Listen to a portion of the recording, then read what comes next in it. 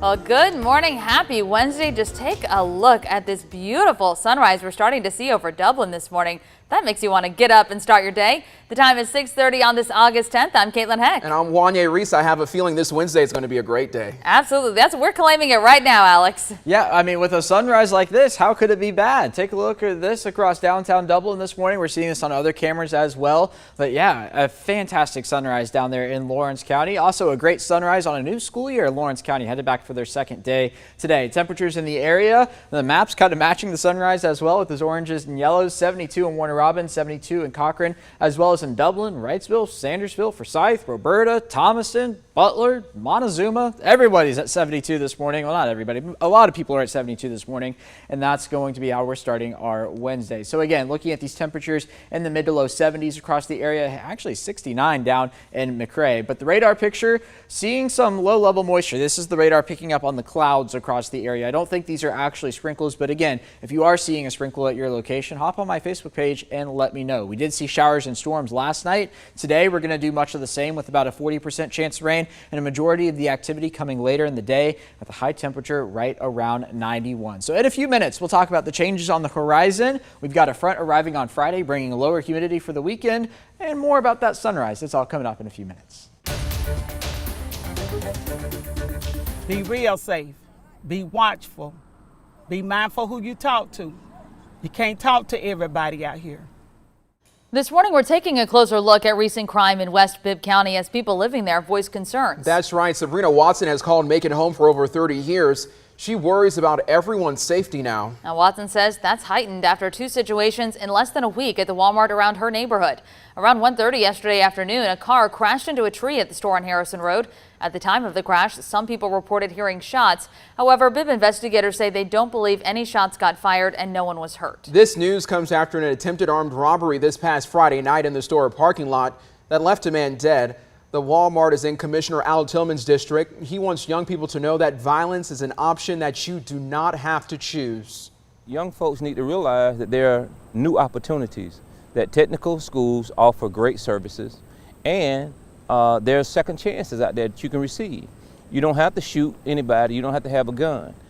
This morning, deputies are still looking into how the car crashed yesterday. They're also still searching for two men wanted in connection to Friday's deadly attempted armed robbery. If you have any information on either case, you can call Macon Regional Crime Stoppers. That number is 1-877-68-CRIME. Again, 1-877-68-CRIME. Time is 6:33. Let's catch you up on your state news. A spokesperson for the Army says 2 Fort Benning soldiers are dead after a weather-related situation in North Georgia. Army officials have not yet released their names, but said they were part of the Maneuver Center of Excellence training program on Yonah Mountain near Dahlonega. 3 other service members got hurt and went to a hospital. This is not the first time this year that weather conditions led to a soldier's death in Georgia. Last month, a lightning strike at Fort Gordon killed 1 and hurt 9 other soldiers. The state of Georgia is now asking a federal appeals court to put elections for public service commissioners back on the November ballot.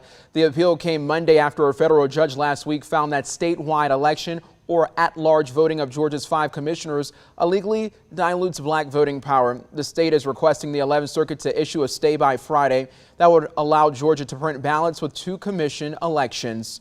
The University of Georgia is starting an over $68 million project to overhaul its football stadium. That includes making it easier for Bulldog fans to get around and building more suites for premium donors. The first phase would build a new entryway, widen the lower concourse, expand restrooms, and build new concession stands. The second phase would build a new press box and luxury suites, converting the existing press box to premium club seats. I definitely want to go out to a game one day. Oh man, that just has me ready for football season. In election news, Georgia voters head to the polls in just 3 months to elect the Peach State's next governor. It's a rematch of the 2018 race as current Republican Governor Brian Kemp and Democrat Stacey Abrams face off. Now we're learning more about Abrams' economic plan for Georgia if she's elected to the state's top leadership position. Abrams unveiled her Georgia Thrives plan last night in Atlanta with focuses on small businesses, rural Georgia, education, and pay raises without raising state taxes. She said she's going to create a small business capital growth fund that will invest $10 million in small business financing programs. Abrams also wants to use the state's $5 billion surplus to finance a $1 billion tax refund, raise teachers' starting salary to $50,000, restore free technical college for Georgians, and expand rural zone tax credit.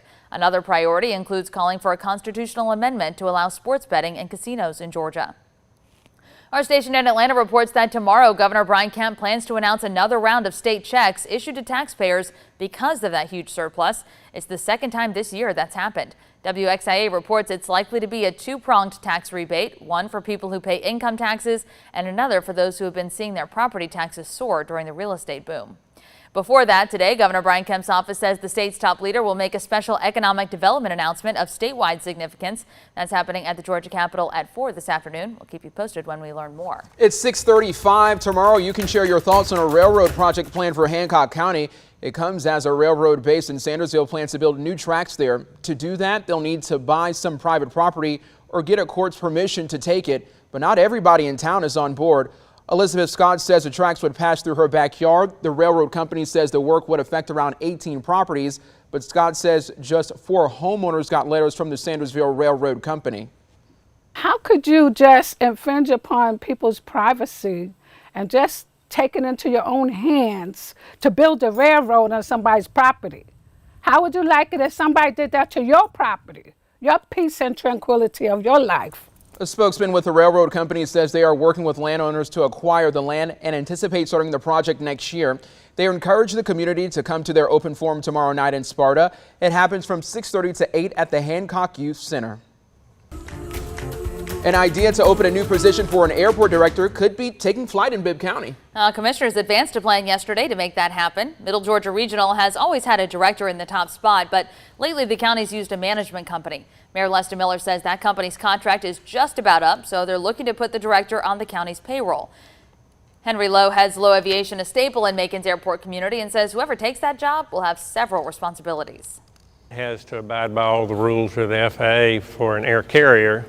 The fencing requirements, and the airport manager is required to maintain all of the things that a airport that has scheduled airlines come in. The county's budgeting about $200,000 for the job. That includes salary and benefits. It's now 6:37 a.m. here on your Wednesday morning. Once again, I know we were talking about this yesterday, but it would be nice to take a flight to maybe some place like Washington State or Colorado, you know, where you have like some nice mountains and you don't have to worry about this humidity. I just want to get away from it. I know, just the humidity. If we could get a break from that, man, we'd be in good shape. Which we will get a little bit of this weekend. It's not going to be like a full-blown move the humidity out of here type thing, but it is going to be enough to decrease the shower and storm activity that we typically see during the summertime, like what we saw yesterday in Elko. This picture is from the 13 WMAZ Weather Network from Amanda Sims down in Elko. This is a perfect showing as to why it can be pouring down in one spot and not about a quarter mile away. You see that summertime downpour there. All right, check this out. There is the sunrise over downtown Macon right now. If you are not looking at your TV screen, check this out as the sun is coming up. A lot of yellow in the sky with those clouds in the foreground making for a fantastic sunrise. And even better news, lower humidity on the way by the time we get to Friday here in central Georgia. All right, here's a look at the radar picture. Again, the green that you're seeing on the radar and the satellite this morning, I don't think that's actually rainfall. I think that's cloud cover, but we are looking at 70s across the board. 72 in Warner Robins, 73 in Macon, 71 in Monticello, Forsyth, and 69 at this hour down in Telfair County. Across the southeast this morning, we are picking up on some scattered showers. This is really indicative of the really humid atmosphere we have over the southeast into parts of Mississippi, Alabama, Tennessee, and Arkansas this morning, and then obviously down along the Gulf Coast as well as we work our way into this Wednesday. Speaking of working our way into Wednesday, let's do it here on Future View. Starting off with overcast skies this morning, like we just saw on that live camera there. Maybe 1 or 2 showers will be possible through the morning hours, but once we get into the afternoon, we begin to get some breaks in the clouds, and then the shower and storm risk comes in the evening tonight. Here we are at about 5 p.m., moving from south to north across central Georgia, and as it does so, as any shower and storm does so, we are looking at the threat of maybe some locally heavy downpours and gusty winds, maybe some frequent lightning at times, and like we just saw in that picture from Elko, it could be pouring at your spot, but down the street, it could be completely dry, and that's just how it goes here in the summertime. And for me, me in North Macon, I know that's how it's gone for the past several days here as we made our way through the first half of the week. So here we go into Thursday. Much of the same. South to north is going to be the general motion. Then on Friday, it switches as a front comes through. This front going to be bringing lower air and maybe the threat of some showers and storms, dry air, not lower air, as threat of showers and storms as we get later into the evening hours and to your Friday. So here we go on Saturday, a drier air taking over a lot of the activity down along the Florida Panhandle and into southern Georgia, mainly dry through Monday as well. Then into Tuesday, we begin to build this summertime pattern back in. In fact, what might happen is the front actually switch itself up, come back north as a warm front, and that's what we'll be keeping an eye for as we get into the weekend. But for this weekend, we're talking about dew points in the 60s, 65 and 60, somewhere in there, which means we're going to be in the comfortable to a little muggy range. But compared to what we've seen for the past few weeks, it's going to feel pretty nice outside. The only thing is the air temperatures, they're still going to be high. Still talking about highs in the upper 80s for both Saturday and Sunday. 87 on Saturday and 89 on Sunday. Here's how it's all mapped out on the 7-day forecast. A 40% chance of rain today through about Friday. Then comes the drier air for the weekend. That means lower rain chances, more sun. The temperatures begin to go back up into the beginning part of next week, talking about highs in the low 90s by the time we get to Monday, and a 20% chance of rain as the humidity builds back in beginning on Tuesday.